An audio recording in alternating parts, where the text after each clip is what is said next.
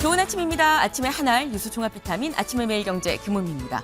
꼭 필요한 뉴스만 콕콕 집어서 전해드리겠습니다. 시작해볼까요?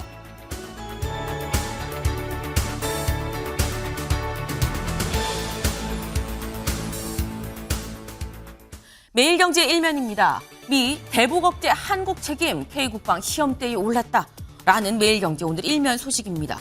북한에 대한 위협을 억제하는 주된 책임은 한국에 있다라고 어제 미국 국방부가 발표를 했습니다. 이제 무슨 얘기냐? 여기 좀 같이 볼까요? 미국 국방부가 이날 발표한 국방 전략에 따르면 트럼프 행정부는 한국은 중요하면서도 더 제한적인 미국의 지원을 받으면서 대북 억제에서 주된 책임을 질 능력이 있다라고 얘기를 했다라는 거죠. 다시 말해서 한국은 프라이머리 리스폰시빌리티고 미국은 리미티드 서포트다. 한국은 프라이머리, 미국은 리미티드. 이 얘기는 뭐냐? 여기 좀 보겠습니다. 부제. 미국 해구산 제공 속 해구산을 제공을 하는데 북한의 재래전력 위협은 한국 책임입니다. 라는 걸 명확하게 명시를 한 거다라는 얘기입니다. 네. 이 얘기가 나온 직후에 이재명 대통령 SNS에 뭐라고 올렸느냐? 자주국방은 기본 중에 기본이죠. 라는 글을 올렸습니다. 이거 자주국방은 당연한 거 아닙니까? 라는 얘기인 건데 제목에 나와 있죠. 이 변화된 이 한미 대북 대응 전략 이제 K국방 시험대에 올랐다라는 얘기가 같이 나오고 있습니다. 다음 기사 볼까요?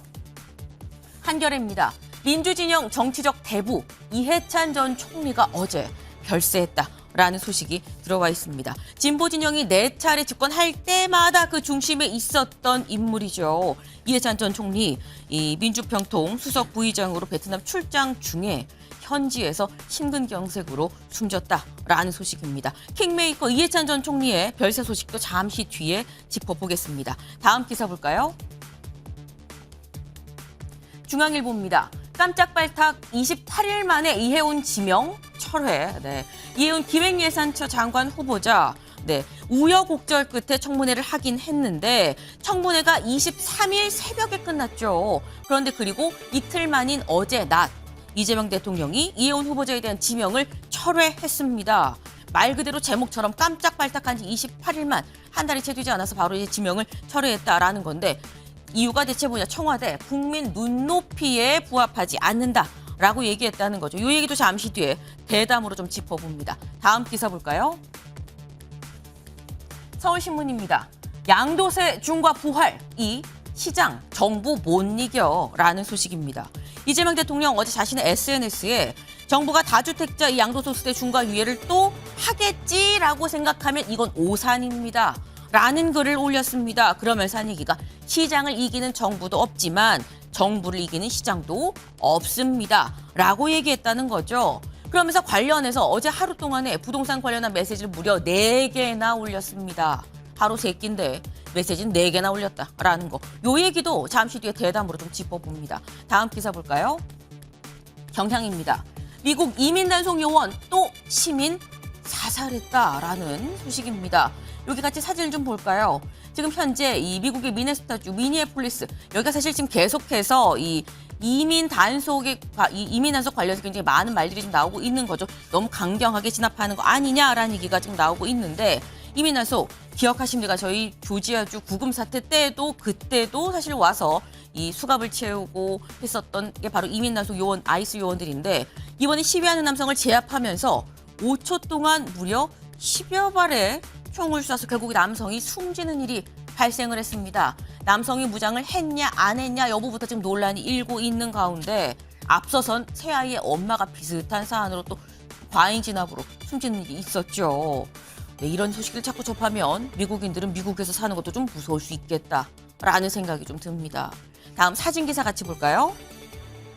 네, 이게 대체 뭐지? 높은 고층 빌딩이죠. 높은 고층 빌딩. 대체 이게 몇 층짜리냐? 101층짜리입니다. 대만에 있는 랜드마크죠. 타이베이 101. 101층짜리까지 있는데 요 위에 쭉 올라가 볼까요? 쭉쭉 올라가면 여기 석상인가 싶은 석상 아닙니다. 사람이 지금 서서 셀카를 찍고 있죠. 합성인가 싶으실 수도 있는데 합성이 아닙니다. 영상으로 같이 보면서 보시죠. 네, 지금 빨간 티셔츠를 입은 저 남성. 지금 성큼성큼 빌딩을 올라가고 있어요. 근데 이 남성 사실 자세히 보면 아시겠습니다만 아무것도 없는 맨손입니다. 맨손으로 무려 508m나 되는 101층짜리 건물 타이베이 101을 맨손으로 올라갔다라는 거죠. 기록이라고 해요. 대단해 보이긴 하는데 이래도 돼? 라는 생각도 지금 드는데 이게 지금 빌딩 그리고 당국의 허가도 받은 상태에서 지금 도전을 한 거다라고 합니다. 당국이 허가해줘도 하라고 해도 안 할 것 같은데 네. 그런데 저는 참 대단하다라는 생각이 좀 듭니다. 다만 따라하는 건 안 된다라는 말씀도 분명히 좀 드려요. 아침에 매일경제 뉴스 종합 비타민 언제나처럼 TV로 좀 크게 보시다가요. 궁금한 점 유튜브 댓글로 남겨주시면 같이 좀 얘기를 보겠습니다. 첫 번째 키워드 들어가 볼까요?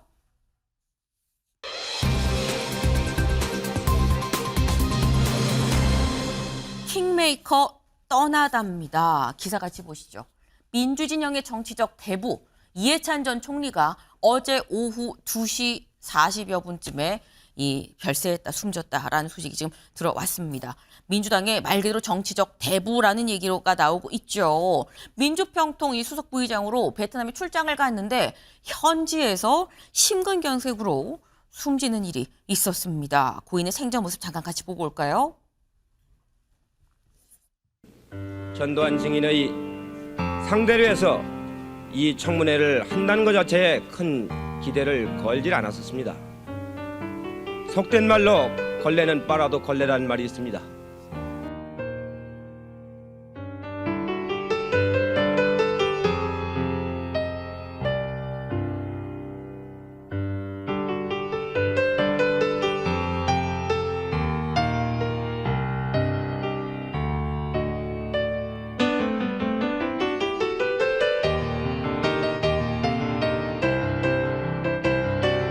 사회적으로도 건강하고 경제적으로도 부강한 인력을 기르는데 최선을 다하겠습니다. 저는 7, 80년대 젊은 시절에 민주화 운동을 하면서 민주화 열망을 이제는 제도권 내에 끌어들여 민주화 운동도 어렵지만 현실 정치도 매우 어렵다라는 것을 매일매일 느끼고 있습니다.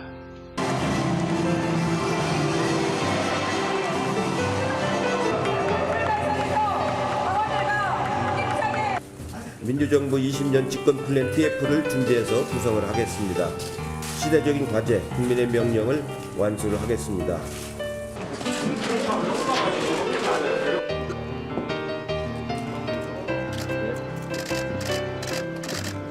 저는 내일로 32년간의 정치 생활을 마감하게 됩니다. 일평생 공인으로 살면서 고비마다 국민들께 많은 성원을 받았습니다.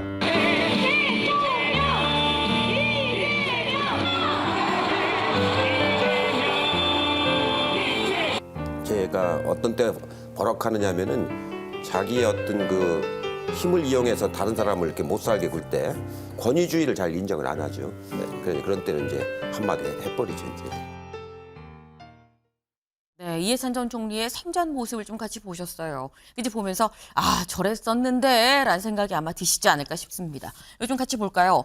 이해찬 전 총리 김대중 정부 때 초대 교육부 장관이었었죠. 네, 초대 교육부 장관 당시 굉장히 파격적인 교육 정책을 펴서 인상 깊었는데 그 후에 노무현 정부 때는 총리였습니다. 그때 실제 정말 명실공히 책임 총리구나라는 얘기가 나왔었고 그리고 문재인 정부 때는 당시 집권 여당의 당 대표였었다. 그때 180석 압승을 또 일궈냈었다라는 거죠.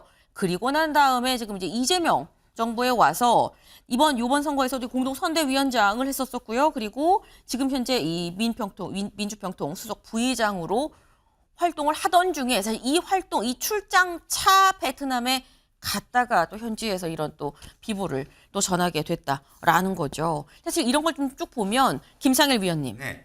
이해찬 전 총리는 사실 진보 진영에서 원로 그 이상의 의미 아닙니까? 그렇죠. 기본적으로 모든 어려운 일이 있거나 애매한 일이 있으면 동료들도 이해찬 어디 있어? 라고 하는 분이었어요. 그러니까 모든 것의 정책, 기획, 전략 이런 거에 중심에 서 있었다. 그러니까 실무에도 너무 밝고 네. 모든 것을 많이 알고 있었기 때문에 그런 것 때문에 약간 또 불협화음 같은 것도 있었죠. 기준이 많이 아는 만큼 또 기준이 명확하니까 뭐 인터뷰에 나왔지만 본인 기준에 좀 안 맞는 것에는 좀 버럭하는 그런 모습도 좀 보이고 했기 때문에 그런데요. 어쨌든 킹메이커, 전략가 이런 표현들이 딱 들어맞는 그런 인생을 살아왔고 주변 사람들도 전략이 필요하거나 내가 무언가를 도모할 때 도움을 받기 위해서 가장 먼저 찾아가는 정치인이자 대부였다 이렇게 생각이 듭니다. 진보 진영에서 무슨 일이 있는데 잘 풀리지 않는다. 그러면 찾는 사람이 바로 이해찬 전 총리였었다라는 거죠. 그러니까 일반적인 우리가 뭐 원로, 물론 원로분들 굉장히 많고 존경받는 분이지만 일반적인 또 원로분들보다도 더 그보다 어떻게 보면 더 한 차례 더 큰 존재감을 가지고 있었던 사람이 이해찬 전 총리였었다라는 건데 아까 저기 살짝 봤죠. 이재명 대통령이 당선된 같이 이 선대본부장으로 또 이 활동을 하면서 이재명 대통령의 당선에도 분명히 또 기여를 했다라는 건데 이재명 대통령 어제 저녁 8시 한 40분쯤인가요? 저녁 늦게 또 SNS에 글을 올렸습니다. 뭐라고 했느냐? 대한민국은 오늘 민주주의의 역사에 큰 스승을 잃었습니다. 라고 하면서 강물은 굽이쳐도 결국 바다로 흘러가듯 그토록 이루고자 하셨던 민주주의, 평화 통일 그리고 대한민국 균형 발전을 향한 여정은 앞으로도 계속될 겁니다. 라고 얘기를 하면서 남겨주신 귀한 정치적 유산 오래도록 기억하겠습니다. 이 의장님 이제 모든 무거운 짐을 내려놓으시고 부디 영면하시길 기원합니다. 라고 글을 올렸습니다. 이재명 대통령한테도 이해찬 전 총리는 사실 굉장히 이 아쉬운 떠나보내고 싶지 않은 그런 분이었겠죠. 근데 사실 이재명 대통령과 이해찬 전 총리 어떻게 보면 며칠 전에 만났었습니다. 잠깐 그 모습 보고 올까요? 성을 다할 것을 굳게 다짐합니다.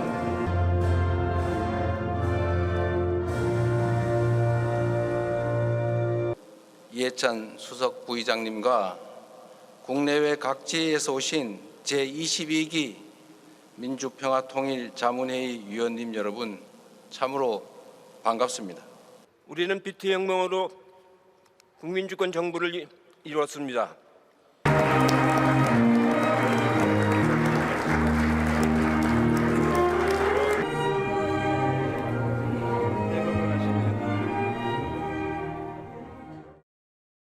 네, 조금 전 보신 이번 이 신년회 1월 2일에 있었죠. 1월 2일 신년회에서 분명히 이해찬 전 총리와 웃으면서 악수를 하는 그런 일도 있었는데 근데 아마도 이게 또 마지막이었냐 두 사람의 라는 얘기가 또 나옵니다. 사실 저 때만 해도 아무도 이런 생활 좀 예상하지 못했었는데 사실 이재명 대통령이 지금의 이 자리에 있었던 데는 김준욱 대변인님. 이재명 대통령이 처음에 정치 시작할 때도 비주류였었거든요. 비주류에서 진보 진영에서 주류로 편입하는 데 있어선 이해찬 전 총리 없으면 사실 이건 힘들었다라는 얘기도 있지 않았습니까? 그렇습니다. 이재명 대통령의 든든한 후원자 역할을 해주셨고 그런 측면에서 지금 이해찬 그 상임 의장님의 별세 소식이 너무나 이제 우리 민주 진영에서는 큰 슬픔으로 다가올 수밖에 없는 상황이 되었다 이렇게 봅니다. 특히 국내에서 활동 중에 별세하신 것도 아니고 국외에서 왕성한 활동을 하시다가 아주 이른 나이에 지금 돌아가시게 됐기 때문에 그 슬픔이 더 클 수밖에 없는 상황이고요. 이재명 대통령이 성남의 작은 그 시장을 지방자치단체장을 할 때 그때부터 이재명 대통령의 든든한 이 정치적 후원자, 대부의 역할을 해주셨고 특히 대통령에 당선되신 이후로도 상당히 큰 역할을 통해서 저희들의 어떤 정신적 지주 역할을 해주셨던 분이신데 이렇게 갑자기 비보를 접하게 되어서 너무 이제 상심이 좀 크실 것 같습니다. 어쨌든 이해찬 상임 의장님의 영면을 좀 기원해야 될 것 같고요. 남은 유가족분들에게도 깊은 위로의 말씀을 좀 드리고 싶습니다. 네. 큰 어른이 또 가셨다라는 이런 말씀이셨어요. 네. 이재명 대통령 말고 사실 정청래 대표도 이번 주 목요일에 저녁 식사를 또 같이 하기로 했었다라고 합니다. 같이 볼까요? 네. 근데 사실 이 정청래 대표 어제 이 제주에 있는 한 행사에 참석을 하고 있었는데 여기에서 이해찬 전 총리의 별세 소식을 현장에서 들었던 거죠. 그리고 눈시울을 붉혔다라는 겁니다. 그러면서 한 얘기가 29일 목요일 6시에 안 그래도 만찬 약속이 잡혀 있었는데 아유 좀 더 일찍 만났으면 식사 한 끼라도 대접해드릴 수 있었을 텐데 내가 당대표로 식사 한 끼라도 좀 대접을 했었어야 됐는데 라면서 안타까워했다라는 거죠. 그래서 원래는 오늘 그러니까 이날 어제 일요일 제주도에서 이 행사에 참석하고 제주도 현장 최고위가 오늘 있을 예정이었습니다. 그런데 이걸 다 취소하고 서울로 와서 오늘 오전 10시에 국회에서 최고위를 회의를 또 진행하기로 했다라는 소식이에요. 네. 근데 이걸 보면 사실 이해찬 전 총리에 대해선 뭐 누구를 막론하고 진보 진영에서 누구를 막론하고 모두가 월 어른이자 이 킹메이커로서의 굉장히 이 존재감을 어떻게 부인할 수 없는 그런 사람인 건데 한겨레 기사 같이 볼까요? 4번의 민주정부 수립 함께한 전략가이자 킹메이커였다라는 거죠. 네.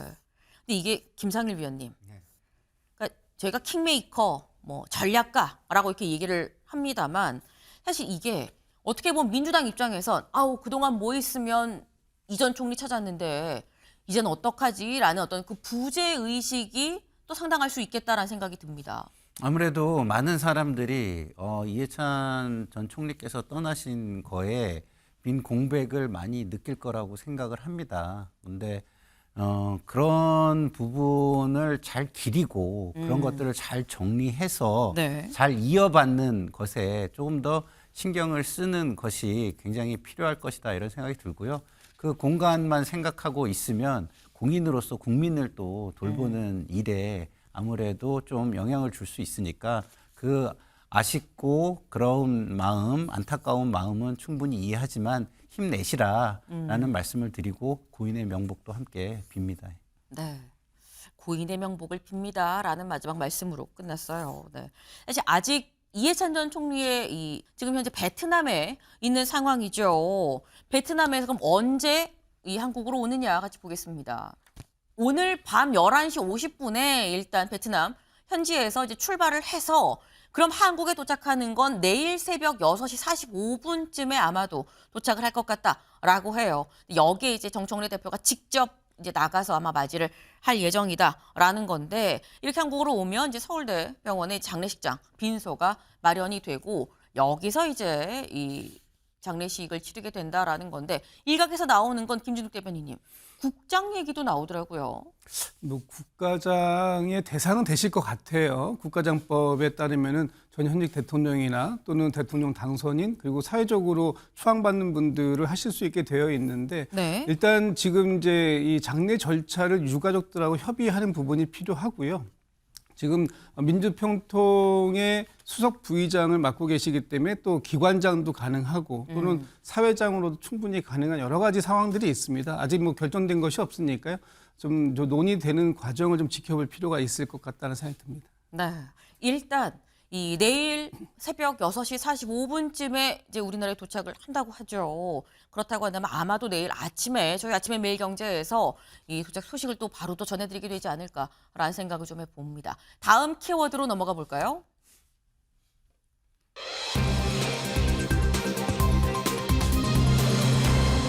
(28일 만에) 무슨 일이 있었느냐 기사 보시죠. 깜짝 발탁 28일 만에 이해운 지명 철회됐다라는 소식입니다. 우여곡절 끝에 청문회를 열긴 열었는데 끝나고 난 다음에 결국 이틀 만에 낙마했다라는 거죠. 대체 왜 낙마했느냐? 홍익표 수석의 얘기 잠깐 들어보시죠.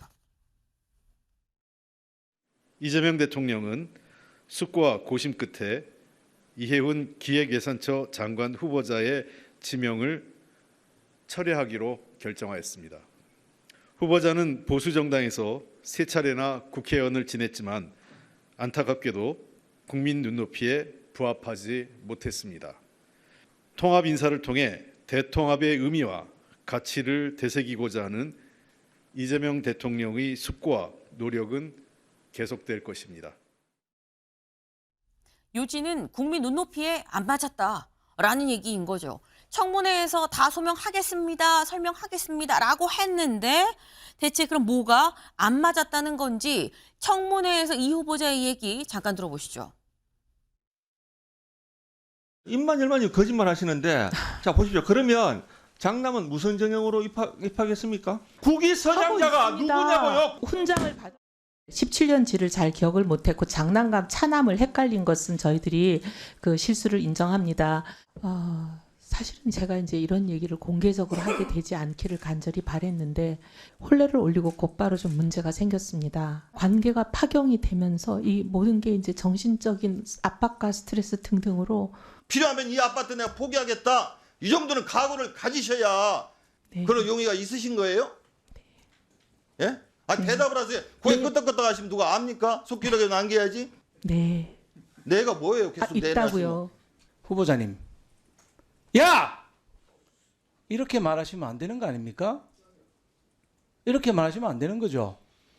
저는 사과를 했다고 생각했고 제 사과가 좀 전달이 되지 않았을까 했는데 국민의힘에 소속되어 있는 옛날 제 전직 보좌진들에게 뭘 얼마나 압박을 하는지 저도 다 듣고 있습니다. 네. 이혜훈 후보자가 받고 있는 의혹들 사실 한두 가지가 아니었었죠. 이거 좀 볼까요? 그동안 받았던 이 의혹과 해명입니다. 장남의 위장 미혼 아파트 부정청약 의혹과 관련해서 당시의 관계가 상당히 안 좋았었어요. 그래서 자칫 혼례가 유지되기 어렵다고도 생각했습니다라고 얘기를 했었죠. 그리고 청약 당첨 이전의 장남의 서울 거주에 대해선 혼자 빨래 이런 걸 하기 힘들어해서 서울 본가에 좀 머물렀습니다라고 얘기를 하고요. 장남의 이 입학 관련해서는 처음에 다자녀 전형이라고 얘기했었는데 다자녀 전형이 없었는데요 하니까 알고 보니 사회기여자네요 라고 얘기를 하면서 한 얘기가 조부가 이 훈장을 받아서 그 자격 요건도 됩니다 라고 얘기를 했고요. 뭐 그 전에 가장 처음 나왔었던 건 사실 깜짝 지명이 되고 난 다음에 비상계엄 옹호 발언 관련해서 이거는 집회에서만 했지 방송에서는 그런 얘기 한 적이 없습니다 라고 얘기를 했고 아까 본인 직접 해명하는 것도 들으셨죠. 폭언, 갑질 의혹에 대해선 나는 사과를 했다고 생각했는데 이게 잘 전달이 안 됐나 보다 뭐 이런 취지로 지금 얘기를 했어요. 사과했다라고 얘기했고 이 정책적으로 확장 재정으로 급선회한 것 관련해서 윤석열 정부 3년을 지켜보면서 굉장히 많이 돌아보게 됐습니다라고 얘기를 했다라는 건데 김규영 대변인님 일단 후보자 본인이 얘기한 것처럼 청문회에서 본인 생각을 다 소명을 하긴 했습니다. 근데 소명은 했는데 해소가 안 됐다는 거 아닙니까? 혹 때려다 혹 더 붙인 격이라고 저는 생각이 되는데요. 처음에 이혜훈 지명자 관련해서 발표를 했을 때 제가 우스갯소리로 분위기에 휩쓸려 갔다 후회하게 된다 그 얘기를 했습니다. 왜냐하면 네. 본인이 집회 나간 부분에 대해서 내가 분위기에 휩쓸려서 갔다가 나 지금 후회한데 그런 얘기를 했거든요. 근데 결국 이재명 정부, 이재명 대통령이 어떻게 보면 회심에 그쪽에서 볼 때는 이제 통합 카드라고 보지만 저희가 볼 때는 정치적인 어떤 카드다. 그런 카드인데 이용만 당한 티슈처럼 뽑아 쓰다가 쓰레기통에 어떻게 보면 버려질 거다 저희가 생각을 그렇게 했는데 그렇게 됐습니다. 형식도 보면 자진 사퇴가 아니라 지명철회잖아요. 네. 당사자가 뭔가 본인 느껴서 뭔가 결정할 수 있는 공간도 주지 않았습니다. 이재명 정부 입장에서 이거는 악재이기 때문에 빨리 그냥 소위 말해서 쳐버리는 거거든요. 그러니까 무엇보다도 저는 통합 인사라고 한다면 이혜훈 지명자가 가지고 있던 예전에 포퓰리즘 어떤 정책에 대한 반대 그런 의견을 가져가서 이른바 플랜 B나 레드 팀으로서 써야 되는데 네. 그러니까 윤석열 정부에 있었던 건전 재정 관련해서 그거를 완전히 부인하는 격. 그렇다면 이재명 정부의 확장 재정에 대해서 누구보다 충실한 기수가 필요했던 거거든요. 그건 통합이 아니라 사실상 보수 쪽에 대해서 어떻게 보면 통합이라는 이름으로 해서 뭔가 자극적인 공격했던 게 아닌가 싶고 저는 이거는 사필 규정이라고 봅니다. 네. 지금 사실 처음부터 보수 쪽에서는 그렇게 생각을 했었다. 뭐 정말 이게 쓰임이 중용이 될 것이냐. 그 전에 그냥 어떻게 보면 이용되지 않겠느냐라는 취지로 지금 말씀을 하셨어요. 근데 말씀 중에 살짝 먼저 나왔죠. 요거부터 좀 먼저 짚어보겠습니다. 이 관련해서 어제 청와대 고위 관계자가 뭐라고 했냐면 당에서 의견이 오기 전에 대통령이 먼저 결정했다라는 그 워딩이 있었죠. 같이 볼까요? 당의 입장이 오기 전에 대통령이 먼저 결심을 했다. 지명 철회의 결심을 했다라고 얘기를 했습니다. 근데 이 얘기가 김준욱 대변인님, 사실 보통 자진 사퇴 형식을 많이 띠죠. 그런데 자진 사퇴가 아니라 지명 철회를 했다라는 건 이해운 후보자가 사퇴할 여지를 줬는데 본인이 안 하겠다고 한 거냐, 아니면 그런 선택의 여지 없이 그냥 바로 대통령 선에서 지명 철회로 간 거냐라는 겁니다. 뭐 자세한 건 알 수는 없습니다만 제가 추측컨대 대통령께서 그 지난 한 3주 정도 이해운 지명자에 대한 의혹이 해소되기를 기다리면서 지켜보셨을 것이고요. 특히 지난주에 있었던 그 기자회견에서 그런 말씀하셨어요. 일단 이해운 후보자가 국민들께 어떤 해명을 하는지 들어보자. 그리고 충분하게 그 자리에서 해명이 되는지 여부에 따라서 판단해 보겠다라고 하셨던 그 말씀을 보면 이번에 이해운 후보자를 지명했을 때의 통합 명분, 통합 취지 이런 부분들이 그 제대로 빛을 보지는 못한 부분은 아쉬움이 분명히 있겠지만 그럼에도 불구하고 국회 인사청문회라는 것이 국민의 눈높이에서 검증하는 과정인데 그 과정이 상당히 부족했다. 그랬다면 대통령께서 직접 결단하시는 것이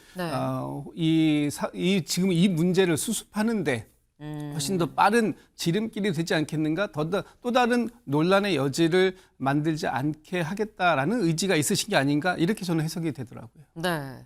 사실 이 앞서서 본인의 해명을 들어보자는 취지의 기회를 주는 데까지 시간이 상당히 좀 걸렸고, 그러면 논란이 커졌고, 커진 논란을 빨리 수습을 하려면 대통령이 직접 나서서 거둬들이는 지명 철회를 하는 판단을 한 거 아니겠느냐라는 지금 그런 말씀이에요. 네. 근데 사실 여기서부터 생각을 하면 사실 의혹이 뭐 청문회에서 처음 나온 것도 아니고 그 전부터 나왔던 의혹이 그대로 청문회에 우리 도마에 올랐었던 건데, 근데 새삼 지명 철회까지라고 생각할 수도 있죠. 청와대에선 이걸 결정타로 본 것 같다라고 한국일보는 얘기를 하고 있습니다. 한국일보에서 같이 보죠. 부동산 입시 의혹으로 부담 가중, 부정 청약이 낙마의 결정타였다라는 얘기예요. 왜 많은 것들 중에 저희 많이 봤죠. 뭐 입시 의혹도 있고, 뭐 청약도 있고 많은데 그 중에 딱 이게 결정타였다. 왜? 요걸 좀 보겠습니다. 특히 해당 의혹은 임명을 강행하더라도 계속 수사를 받아야 하는 사안이란 점에서 걸림돌이 됐다라는 거예요. 청와대 관계자가 뭐라고 얘기했느냐? 법적 문제가 걸려 있으면 장관이 되고 나서도 수사를 받아야 하기 때문에 문제가 될 소지가 크다라고 얘기를 했다라는 겁니다. 김광선 변호사님, 이게 청문회에서 해명을 들어서 되면은 되는 줄 알았는데 해명이 안 되더라. 수사받을 상황까지 청와대도 봤다라는 거 아닙니까? 지금 특히 이제 부정 청약과 관련된 부분은 사실 이건 이해운 후보자가 변명을 해서 되는 문제는 아닌 것 같아요. 뭐 자신의 말대로 그때 사이가 굉장히 안 좋아서 예를 들어서 뭐 혼인 신고를 하지 않다가 않으니까 부양가족으로 했다는 거잖아요. 설사 결혼식 했고 혼인 신고 않고 사이가 안 좋다고 해도 그건 부양가족은 아니거든요. 그리고 사실 그 당시에 이제 본인은 뭐 부부관계 깨졌다고 얘기하는데 왜 근데 전셋집 얻어주고 또 거기에 돈까지 대준 거예요. 아니 이혼할 가능성이 있으면 그럴 필요가 없는 거 아니겠습니까? 그래서 본인이 굉장히 자충수를 뒀고 저걸 굉장히 피해가려고 하다가 굉장히 말도 안 되는 소리를 한 거예요. 그런데 지금 우리 부동산 관련해서는 엄청나게 우리 국민들이 민감하거든요. 부동산이 지금 폭등하고 있고 부동산을 가진 자와 가지지 않는 자의 어떤 괴리랄지 그리고 특히 이제 또 그 중에 하나가 또 입시와 관련된 부분인데 입시도 사실은 어떤 정의 차원에서 보면 국민의 정서적 입장에 진짜 맞지 않는 행동을 했다 이렇게 봅니다. 그런데 제가 처음에 이해운 후보자를 지명했을 때도 낙동강 오리알이 될 가능성이 크다는 얘기를 제가 방송에서 몇 번 했어요. 그런데 결과적으로 이제 그렇게 이루어졌는데 아까 지명 철회 관련해서 얘기를 했었잖아요. 근데 저는 제가 볼 때는 자진 사퇴를 권유 안 했던 것 같아요. 왜냐하면 자진 사퇴와 지명 철회는 본인에게 미치는 충격이 엄청난 거거든요. 그런데 만약에 자진 철회 안 하면 지명 철회 하겠다 이렇게 얘기하면 자진 사퇴 안 할 이유가 없겠죠. 누구든지. 뻔히 자기는 기획수처 장관이 될 수 없으니까.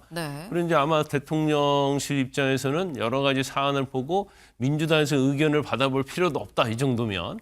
그래서 지명 처리를 했는데 사실은 이건 굉장히 이혜훈 후보자에게는 이제 후보자도 아니죠. 엄청나게 데미지가 많이 입었다고 봐요. 그러니까 볼 필요도 없다. 그래서 자진 사퇴할 기회도 안 주고 이제 지명 처리를 해버렸기 때문에 네. 그래서 본인 자체는 뭐 여기서 끝나는 게 아니죠. 결국 수사도 좀 받아야 하고 특히 네. 입시와 부동산 부분은 수사를 받아야 하고 우리가 많이 놀라야 되는 그런 펜타스 이것도 이제 취소될 가능성은 저는 굉장히 높다 생각하는데 아하. 한 가지 이런 문제가 있는 거죠. 왜냐하면 이제 검증에 관해서 이제 대통령은 어떻게 알 수 없었다고 얘기하지만 네. 세평이 아무리 야당에서 정치했던 사람이다 할지라도 그 세평 알아보는데 어렵지 않거든요. 그다음에 두 번째로 그 부정청약 그것도 재산이 갑자기 늘었거든요. 엄청나게. 그러면 그걸 추적할 수 있는 거고 청약 과정에서 뭐 문제가 없는지 들여다볼 수도 있는데 그런 걸 전혀 들여다보지 못했다는 것은 검증에 어떤 시스템에 문제가 있었다 저는 그렇게 봅니다. 네. 지금 이건 결국 사실 검증에 문제가 있었다라는 얘기 아니겠느냐. 지명 철회까지 할 정도라고 한다면 본인의 이 진보 진영의 좀 잘못을 청와대의 검증에 좀 문제가 있다라는 걸 좀 인식을 해야 된다라는 취지로 지금 말씀을 하셨어요. 이재명 정부에서 장관급 고위직이 낙마한 이번이 4번째 사례인가요? 같이 볼까요? 네. 처음에 오광수 전 민정수석이 있었죠. 이때 자진 사퇴를 했었습니다. 장관급이죠, 민정수석도. 이진숙 전 교육부 장관 후보자 지명 철회였습니다. 이땐. 그리고 강선우 전 여가부 장관 후보자 자진 사퇴 형식이었었고요. 이번에 이혜훈 후보자가 지명 철회다라는 거예요. 김상길 위원님. 네. 어쨌거나 뭐 이 아무리 뭐 야당 인사라고 해도 검증에서 제대로 못 걸었다는 거는 어떻게 할 거냐라는 취지로 말씀하셨거든요. 뭐 검증에 좀 실패한 부분에 대해서 사과를 하고 앞으로 이런 부분을 막기 위해 최선을 다할 수 있는 방안을 마련을 해야 되겠죠. 그렇지만 저는 이거를 이번 상황을 지켜보면서 좀 약간 주식시장에 좀 비유를 하고 싶은 생각이 들더라고요. 네. 그러면 이 이혜훈이라는 주식을 상장한 게 누구냐도 굉장히 중요한 겁니다. 주식시장에 상장을 하고 이 주식을 선택해 주세요라고 공시를 합니다. 네. 근데 그 공시들이 다 허위 공시였던 거예요. 그래가지고 선택을 했어요. 그럼 선택한 사람도 책임을 져야죠. 우리가 주가 조작단한테 당해가지고 허위 공시에 의해서 주식을 선택해서 투자를 해도 책임이 있습니다. 그 검증을 왜 철저히 못했냐. 그렇지만 그렇다고 해가지고 그 주가 조작한 세력을 놔둬서 되겠습니까? 거기도 철저하게 반성을 하든가 앞으로는 허위 공시를 못하게 하든가라는 게 필요하다고 생각하고요. 양쪽 다 저는 이번을 계기로 어떻게 이것을 재발을 방지하고 심기일전할지를 네. 국민께 사과하고 약속을 하고 그리고 철저하게 앞으로 해나가야 된다고 생각합니다. 네. 우리가 잘못한 건 맞긴 맞는데 우린 주가 조작단한테 당했다라는 말씀이에요. 아니 이거 상장해서 공시한 데가 어디야. 거기서 허위로 공시해서 그거 믿고 우리는 한 거잖아 라는 취지의 말씀이거든요. 김 대변인님. 저희가 잘못했습니다. 그런데 언론에서 문제 제기를 했잖아요. 한 달 동안, 28일 동안. 그렇다면 취소해야죠. 청문회 전과 후에 크게 차이가 난다면 첫째 아들 장남 관련해서 이제 입시 관련된 겁니다. 아빠 찬스 쓰고 아빠가 이제 연세대 사무부 처장 아니었습니까? 입시 관련된 일을 할 수 있는 분이고 할아버지의 훈장으로 인했기 때문에 아빠 찬스와 할아버지 찬스 뒀는데 그 전에 지금 악재는 다 쌓였습니다. 청문회를 안 하더라도 이미 낙마시켜야 될 상황인데 고집 부렸잖아요. 그러면 국민을 이기려고 하는 그 오기가 문제라고 보고 있고요. 다만 국회의원과 장관과는 차이가 있고 우리는 어느 정도 세평 그런 부분을 알았기 때문에 이명박 정부나 박근혜 정부나 그리고 윤석열 정부 때 장관으로 들이지 않았습니다. 그리고 하나 좀 궁금한 게 있습니다. 이혜훈 네. 전 지명자가 나름대로 전문가, 경제 전문가라고 말씀을 하시는데 전 동의할 수 없는 게 이분이 어떤 법안을 냈습니까? 지금 기억나는 법안이 별로 없습니다. 그렇다면 지금 그럴싸하게 통합의 명분으로서 전문가라고 했지만 KDI 그냥 출신이다 이거 말고는 별게 없었거든요. 결국은 정치적으로 이용하려다가 본인들이 안 되니까 이 책임을 지금의 국민의힘 쪽에 뒤집어 씌우는 거는 좀 부적절하다 이렇게 생각합니다. 네. 지금 양쪽에서 아니 허위 상장하고 공시한 게 잘못이다. 아니다. 지금 우리가 그건 우리가 뭐 우리도 몰랐다. 하지만 그렇다고 해서 지금 이걸 이렇게 이용하는 상황은 더 나쁜 거 아니냐. 뭐 이런 취지의 지금 말씀이 오갔습니다. 참 이해운 전 지명자죠. 이제 여에서도 야에서도 어디에 지금 뿌리를 내려야 되나 본인은 굉장히 많은 생각이 들지 않을까라는 생각을 좀 해봅니다. 다음 키워드로 넘어가 볼까요?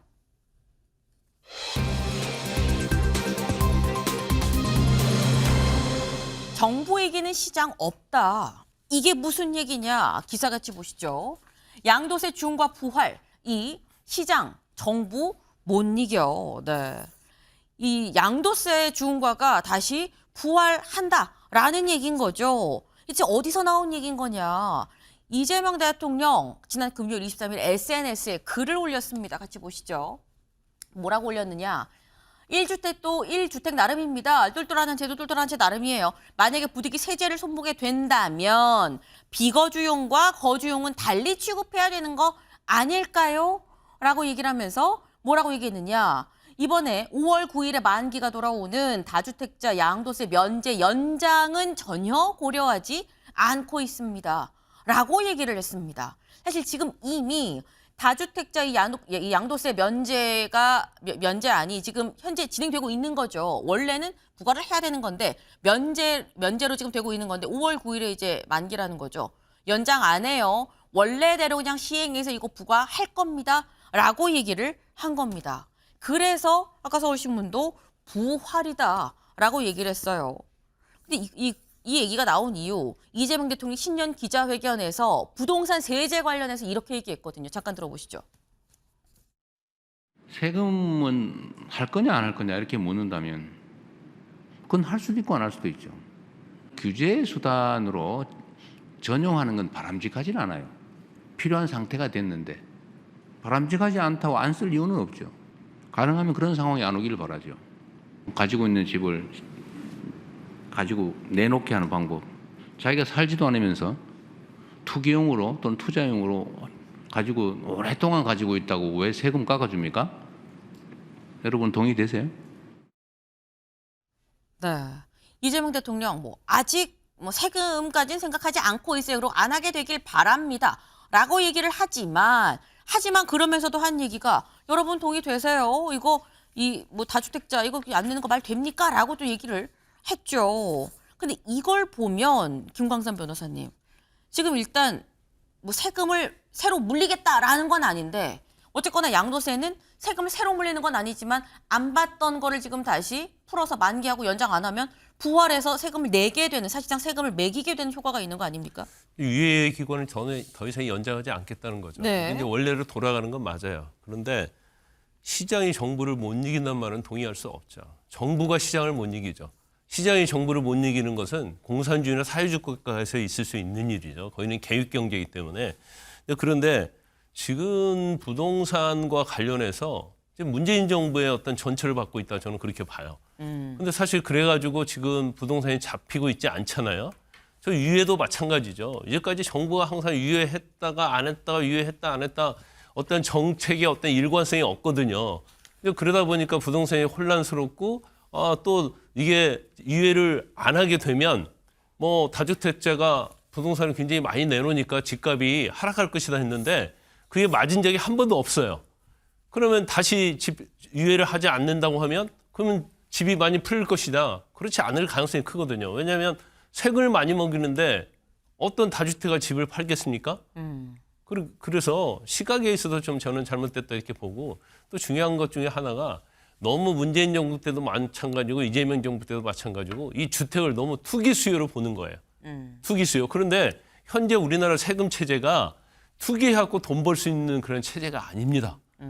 너무나 만약에 다주택자는 세금을 많이 내야 하거든요. 네. 그리고 단기적으로 팔 수가 없어요. 투기는 단기적으로 샀다 팔았다는 게 투기잖아요. 근데 거기에 문제가 있고 그다음에 아까 이제 1가구 1주택에 대해서 한 말씀 드린다고 한다면 1가구 1주택 있는 사람이 있죠.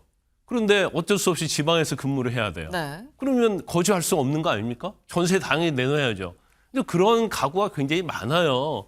그래서 그런 경우에는 당연히 예외적으로 세금에 있어서 혜택을 주는 게 맞죠. 근데 마치 비거주하면서 한국으로 가고 있는 것도 이거 투기다고 이렇게 보는 것은 정부에서 부동산 정책에 대한 시각 자체가 저는 잘못되어 있다 이렇게 봅니다. 네. 지금 이걸 자꾸 투기라고 보는데 이건 좀 문제가 있지 않느냐. 그리고 양도세 이거 중과 연장 안 하면, 면제 연장을 안 하면 그럼 누가 팔겠느냐라고 지금 그런 취지의 말씀을 했다. 그냥 팔면은 세금 물리니까 그냥 갖고 있겠지라는 취지의 지금 그런 말씀인 건데, 그래서 동아일보 기사 같이 볼까요? 이 팔 때보다 세금이 비싸도 들고 버티겠습니까? 라는 글을 이재명 대통령 또 올렸습니다. 어젯밤 9시가 넘은 시각이었었어요. 같이 볼까요? 이렇게 올렸어요. 요 밑에 기사가 뭐가 있었느냐? 여기 세금 내고 집하는 이 들고 있겠다. 양도세 중과 반짝 효과로 그칠 듯이라는 요 기사를 같이 갖고 와서 팔면서 내는 세금보다 들고 버티는 세금이 더 비싸도 그렇게 할 수 있을까요?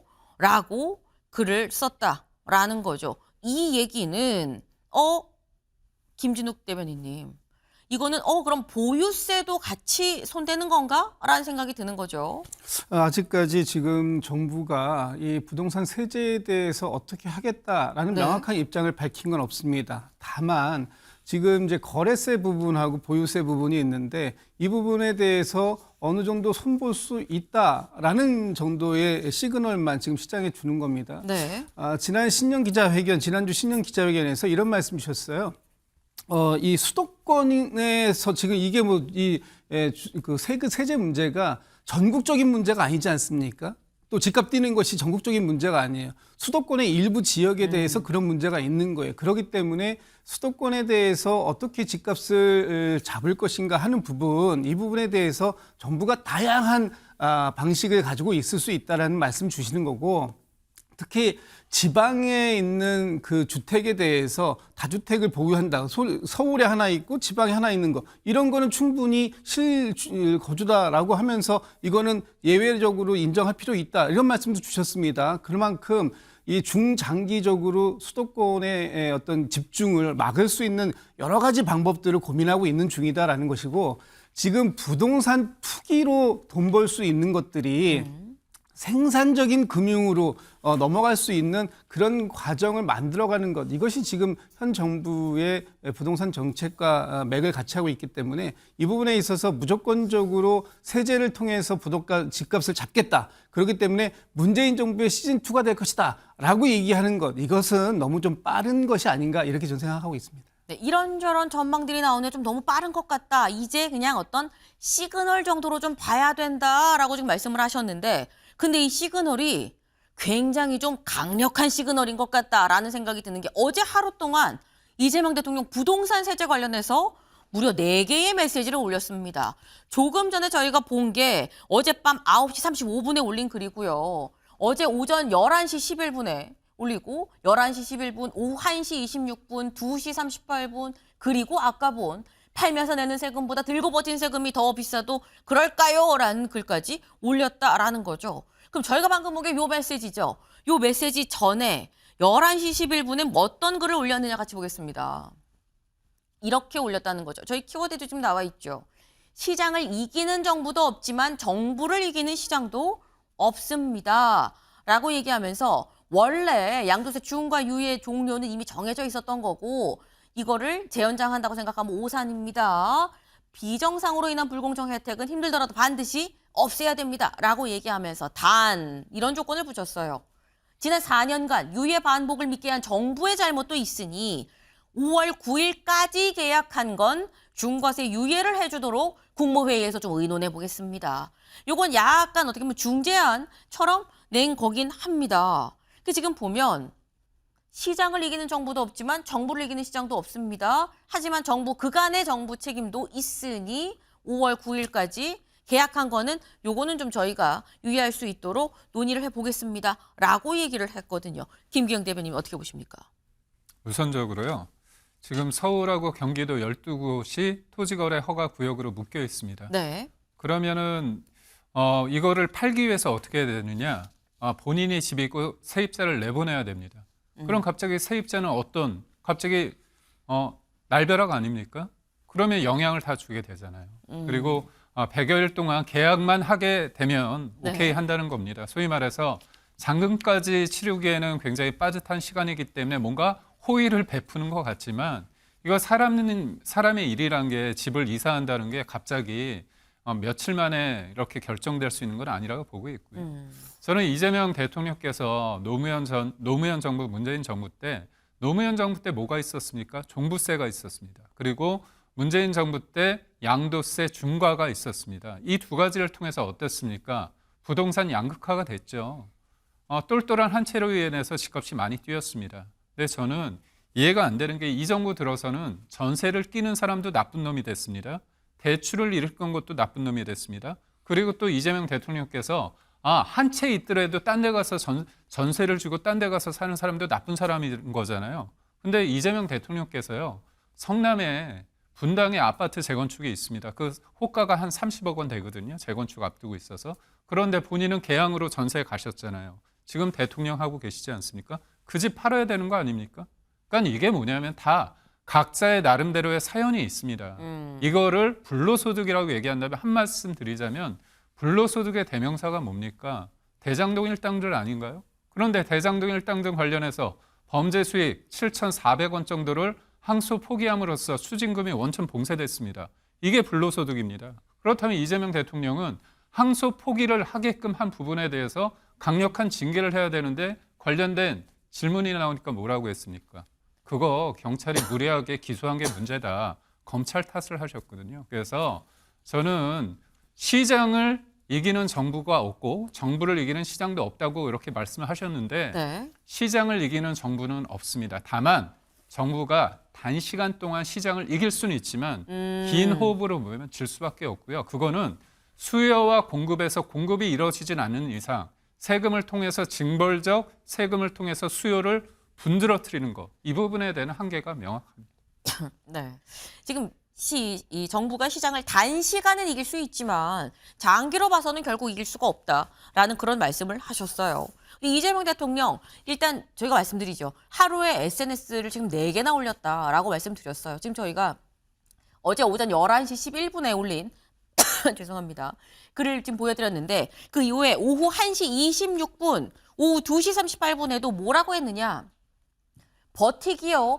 빤히 보이는 새끼들이 그걸 알고도 버티는 게 이익이 되도록 방치할 만큼 정책 당국이 어리석지 않습니다. 라는 글.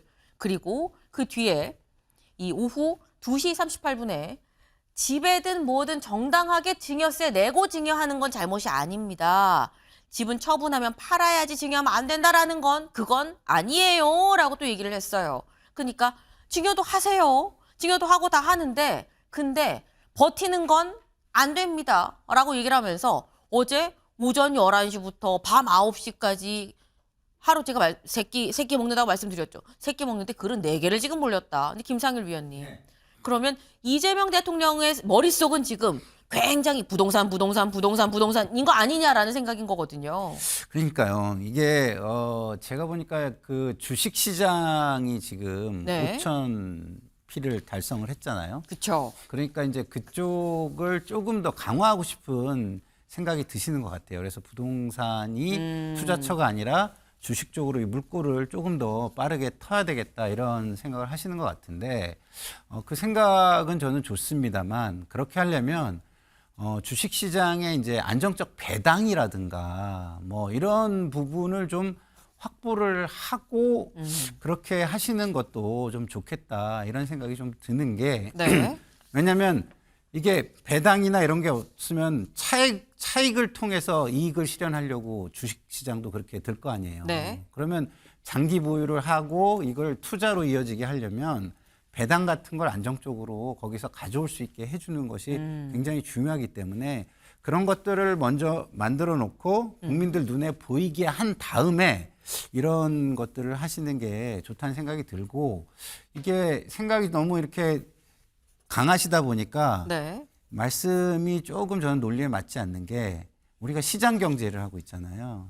시장 경제에서 시장을 이길 수 있다라는 거는 좀 말이 안 돼요. 왜냐하면 시장 메커니즘으로 경제를 하는 게 시장 경제거든요. 근데 만약에 정부가 시장 경제에서 시장을 이긴다 그러면 그게 무슨 관제 경제나 관치 경제가 돼버리는 거기 때문에 좀 생각이 좀 강하셔서 그런 것 같긴 한데 조금 주변에서 이런 것들이 참모들이 좀 얘기를 하고 해가지고 네. 합리적으로 돈이 갈 곳을 만들어주는 방식으로 좀 해갔으면 좋겠다 이런 바람입니다. 네. 아마도 주식 쪽으로 좀 뭔가 좀 돈의 흐름을 좀 더하기 위해서 이런 구상을 좀 갖고 있는 거 아니겠느냐 하지만 약간 이 말이 앞뒤가 좀 강력한 좀 의지 때문에 좀 안 맞는 면도 분명히 있다라고 말씀하셨는데 사실 이런 부동산 정책이 조금 있어도 지방선거죠. 지방선거를 앞두고 부동산 정책이 성공하느냐 마느냐는 또 굉장히 중요한 변수가 될 겁니다. 실제 정책으로 나아갈지 아니면 숙고의 시간이 좀 더 길어질지는 좀 더 지켜봐야 되겠다라는 생각이 좀 드네요. 다음으로 넘어가 볼까요?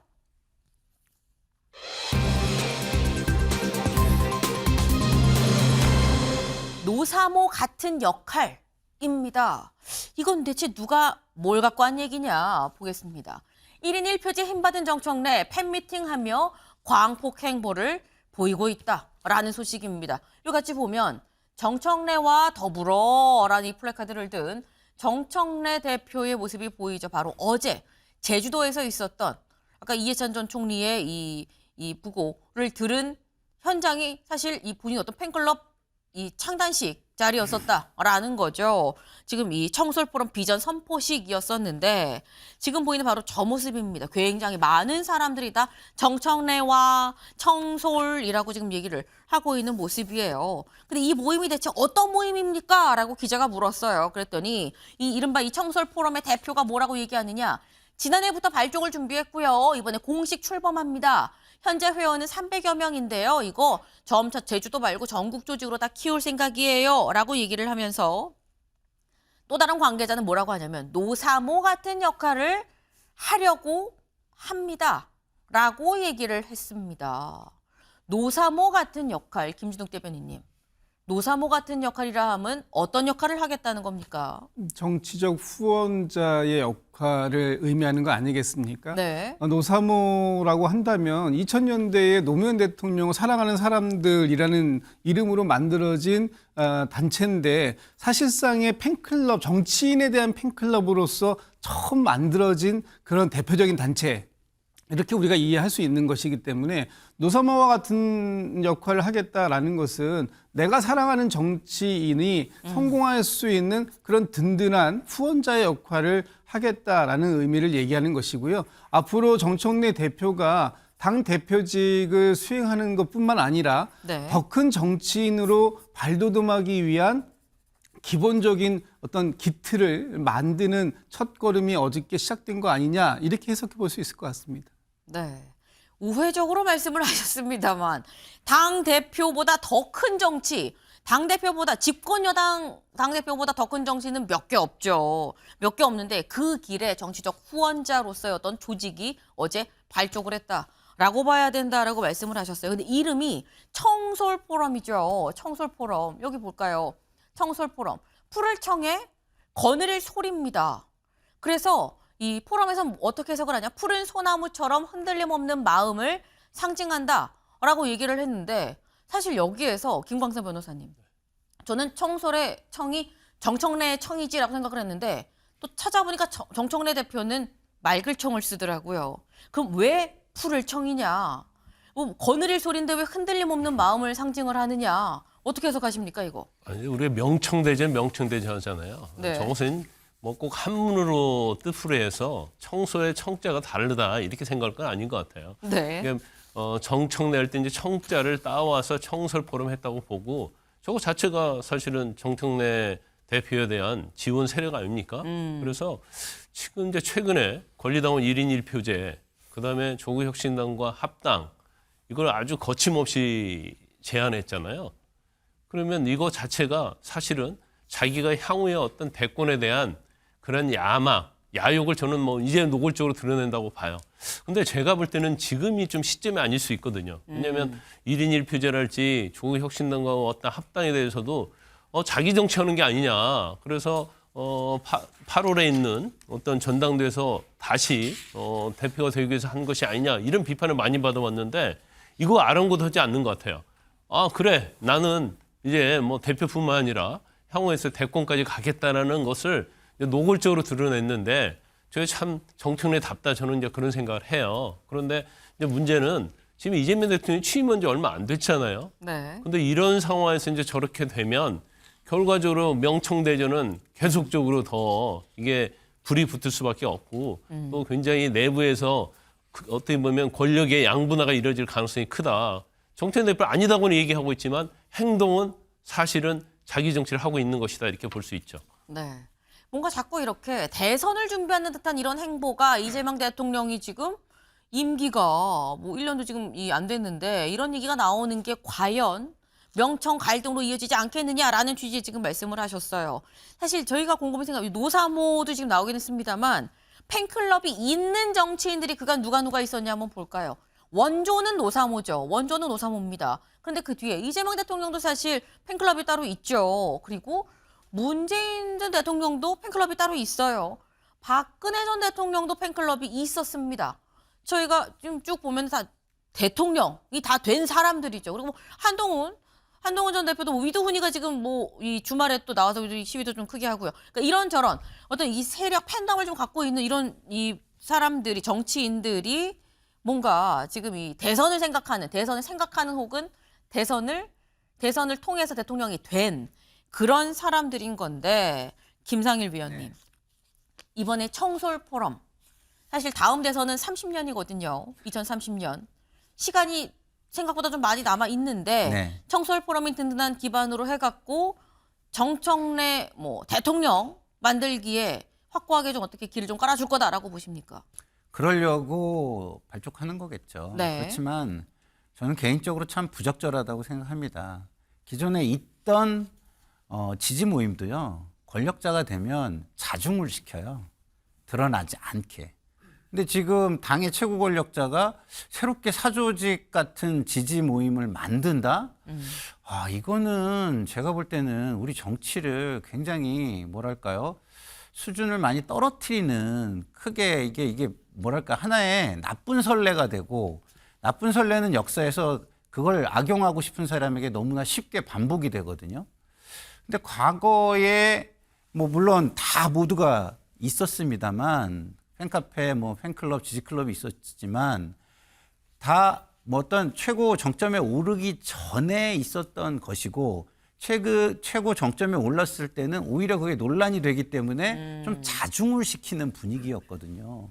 근데 대표가 돼서 새롭게 모임을 발족하는 경우는 처음이라 저는 좀 개인적으로는 당혹스럽고 바람직하지 못한 선례가 될 것 같아서 우려스럽습니다. 네, 난 좀 우려가 된다. 지금 본인 위치가 이미 높기 때문에 라는 말씀을 지금 하셨어요. 하지만 서울신문 같이 볼까요?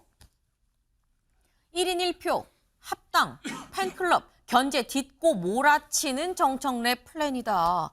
지금 정청래 대표 본인이 구상한 걸 하나하나 지금 완성해 가고 있는 상황이죠. 1인 1표제 또 지금 이 하기로 지금 된 거고요. 합당 제시했죠. 팬클럽도 이제 출범을 했습니다. 그러니까 몰아친다 지금 본인 계획대로 착착착 지금 하고 있다라는 건데 이게 합당은 글쎄 이것도 착착되는 거냐라는 얘기가 나옵니다. 다음 기사 볼까요?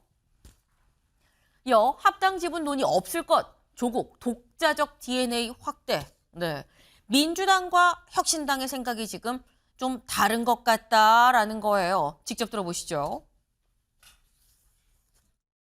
어떤 경우에도 정치인 조국 또는 조국 혁신당의 비전과 같이 그 정치적 DNA는 사라져서는 안 된다. 보존돼야 하면 물론이고 확대되어야 한다. 더불어민주당의 70년 역사에는 수많은 정치 세력들의 DNA가 다 새겨져 있습니다. 민주당이라는 큰 생명체 내에서 조국혁신당의 DNA도 잘 섞이게 될 것이다. 무슨 지분 논의 같은 것들은 그건 있을 수가 없다고 저는 생각합니다. 지분 논의가 중심이 아니고 어떻게 하면 우리가 힘을 모아서 내란의 완전한 청산과 지방선거 승리, 이재명 정부의 성공을 위해서 우리가 어떻게 힘을 모아갈 것인가가 더불어민주당 당명이 유지돼야 된다는 생각을 당연히 갖고 있지 않겠습니까? 네, 김진욱 대변인님. 혁신당과 민주당은 통합, 합당이라기보다는 흡수인 겁니까? 뭐 흡수가 됐던 뭐 당이 됐던 합쳐진다라는 것에 있어서 뭐 별다른 차이점을 느끼지 못하는 거 아닙니까? 어쨌든 지금 앞으로 구체적인 합당 방식 네. 또는 이런 부분들은 그 양측이 다 논의를 더 깊게 해야 되겠습니다만 1차적으로 통합이 필요하다라는 부분에 있어서 양쪽이 어느 정도의 동의, 네. 공감이 있었다라는 것은 확인할 수 있는 것이고요. 이제부터 민주당과 조국혁신당이 구체적으로 어떤 가치를 향해서 나아갈 것인가, 그리고 그 가치의 목적의 끝은 이재명 정부의 성공이라고 한다면 충분히 통합을 논의할 수 있는 그런 상황이 되었다는 것이고요. 이 과정을 통해서 정청래 대표가 당대표로서의 리더십을 어떤 방식으로 시험대에 올린 것이기 때문에 보여줄 것이냐, 이 부분에 있어서 아마 전 충분히 두 분이 서로 경쟁적인 관계임에도 불구하고 관계가 될 수 있음에도 불구하고 네. 하나의 목표를 향해서 같이 갈 수 있는 그런 그런 것을 위해서 손을 잡는다라고 하는 것, 이런 것들이 충분히 당원들에게 공감을 얻을 수 있다, 이렇게 저기 평가할 수 있을 것 같습니다. 네. 지금 뭐 어쨌거나 합당을 하겠다는 큰 목적은 양쪽이 다 같기 때문에 이게 뭐 흡수든 뭐가 됐든지 간에 하나 이제 논의를 좀 해가는 거 아니겠느냐라는 취지의 말씀을 하셨는데, 지금 시점이 사실 관건이죠.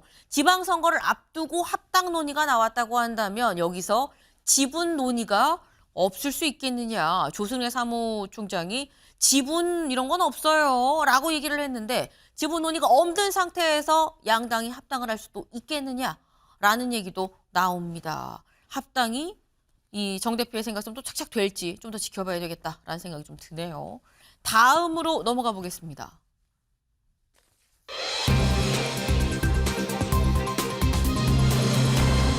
메이드 인 코리아입니다. 한국에서 만들었어요 라는 얘기인 거죠. 이게 왜 나왔느냐, 여기 볼까요? 두쫑쿠 두바이에서 왔나? 라고 이재명 대통령이 얘기를 했다라는 거죠. 이게 대체 무슨 얘기냐, 영상으로 확인해 보시죠.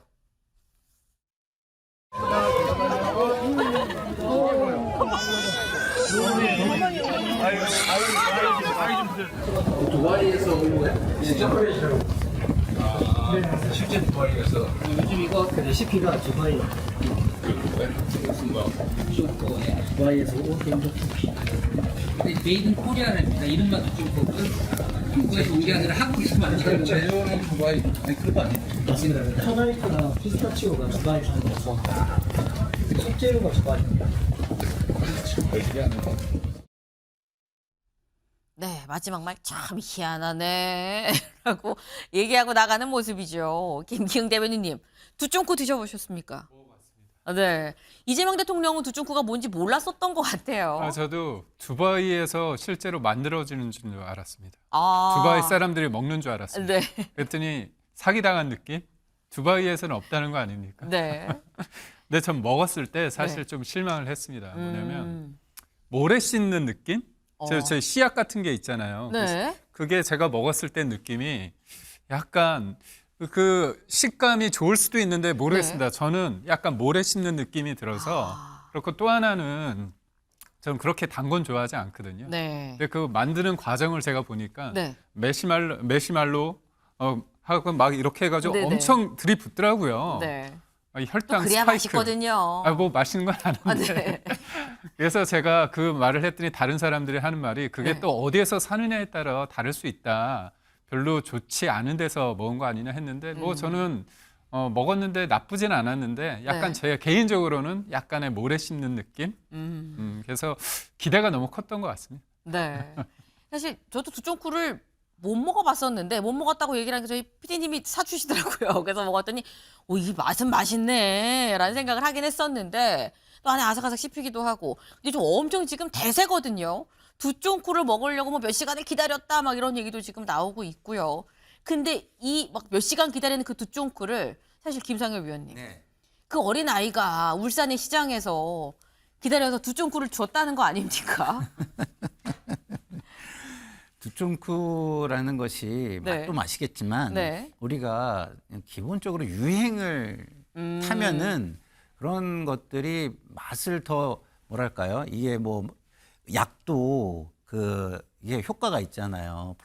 우리가 플라시보라고 플라시보 효과. 하는데 플라시보 효과처럼 그다음에 또 하나의 남들과 이 공유하는 그 경험 이런 것들의 어떤 욕망이 결합이 되기 때문에 사람들이 더 많이 욕구를 느낄 수밖에 없는 상황이고요. 그런 것들을 잘 활용해가지고 네. 사람들의 욕망을 좋은 쪽으로 유도하는데 쓴다면 너무 좋은 거 아닙니까? 그래서 헌혈하는 쪽에서 이것을 이용해가지고 헌혈의 그 선착순으로 네. 준다고 했더니 뭐 헌혈자가 2배로 급증했다 이런 네. 얘기를 하니까 우리가 뭐 정책을 함에 좋은 정책이나 좋은 일을 함에 있어서도 이런 것들을 잘 활용하면 되는 것이다라는 생각이 듭니다.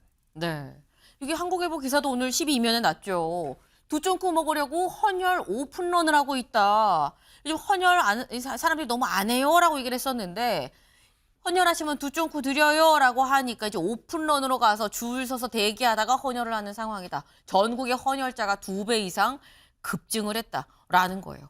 김광선 변호사님. 사실 이건 어떻게 보면 굉장히 좀 스마트한 마케팅이다라는 생각도 듭니다.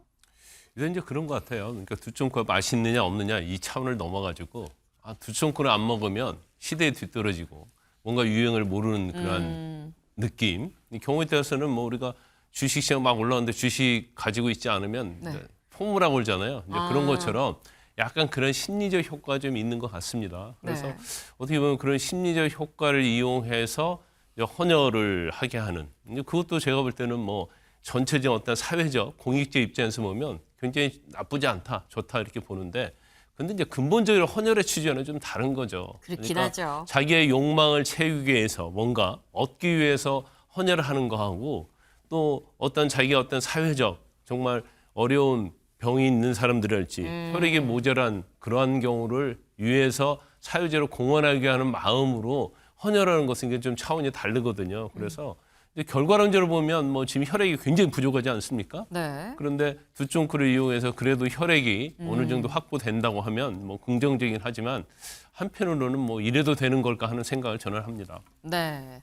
두쫑코 때문에 헌혈하기보다는 마음도 따뜻한 마음도 같이 좀 장착을 하면 더 좋지 않겠느냐라는 말씀이셨습니다. 저희가 준비한 소식 오늘 여기까지입니다. 오늘도 좋은 하루 보내세요.